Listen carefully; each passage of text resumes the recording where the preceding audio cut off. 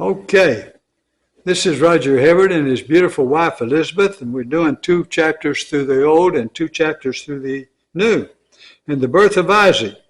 Now, the Lord visited Sarah as he had said, and the Lord did to Sarah as he had promised. And Sarah conceived and bore Abraham a son in his old age, at the time of which God had spoken to him. Abraham called the name of his son who was born to him, whom Sarah bore unto him, Isaac. And Abraham circumcised his son Isaac when he was 8 days old, and as God had commanded him.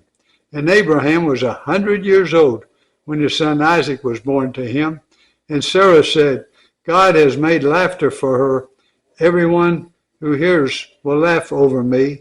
And she said, who would have said to Abraham that Sarah would nurse children, yet I have borne him a son in his old age. And the child grew and was weaned, and Abraham made a great feast on the day that Isaac was weaned. But Sarah saw the son of Hagar, the Egyptian, whom she had borne to Abraham, laughing. So she said to Abraham, cast out this slave woman with her son, for the son of this slave woman would not be heir with my son Isaac. And the thing was very displeasing to Abraham on account of his son. But God said to Abraham, be not displeased because of the boy, and because of your slave woman. Whatever Sarah says to you, do as she tells you. For through Isaac shall your offspring be named. See, that's who Jesus Christ came through. He was the child of promise, the promised king through Isaac.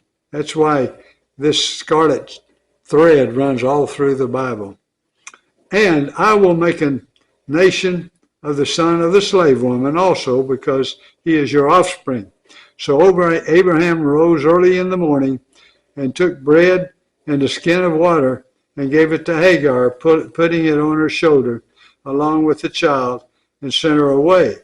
And she departed and wandered in the wilderness of Beersheba.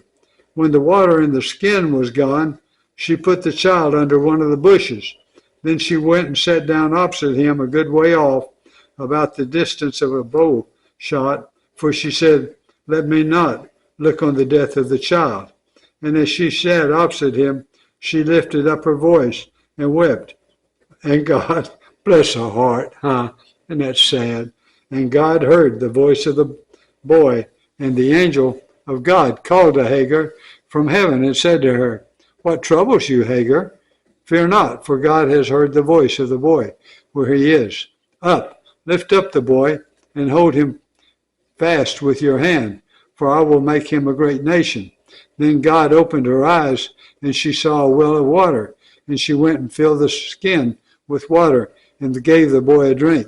And God was with the boy, and he grew up. He lived in the wilderness and became an expert with the bow. He lived in the wilderness of Paran, and his mother took a wife for him from the land of Egypt. At that time, Abimelech and Phicol, the commander of his army, said to Abraham, God is with you in all that you do. Now therefore swear to me here by God that you will not deal falsely with me, or with my descendants, or with my posterity. But as I have dealt kindly with you, so you deal with me, and with the land where you have sojourned. And Abraham said, I will swear. When Abraham reproved Abimelech about a well of water that Abimelech's servants had seized, Abimelech said, I do not know who has done this thing. You did not tell me, and I have not heard of it until today. So Abraham took sheep and oxen and gave them to Abimelech, and the two men made a covenant. Abraham set 7 ewe lambs out of the flock apart. And Abimelech said to Abraham, what is the meaning of these 7 ewe lambs that you have set apart? He said, these 7 ewe lambs you will take from my hand. That is, that may be a witness for me that I dug this well. Therefore that name shall be called Beersheba, because there both of them swore an oath. So they made a covenant at Beersheba. Then Abimelech and Phicol, his commander of his army, rose up and returned to the land of the Philistines. Abraham planted a tamarisk tree in Beersheba and called there on the name of the Lord, the everlasting God. And Abraham sojourned many days in the land of the Philistines. Okay. That's Gaza, you know. Area. All right. Now we're going to go to the Psalms.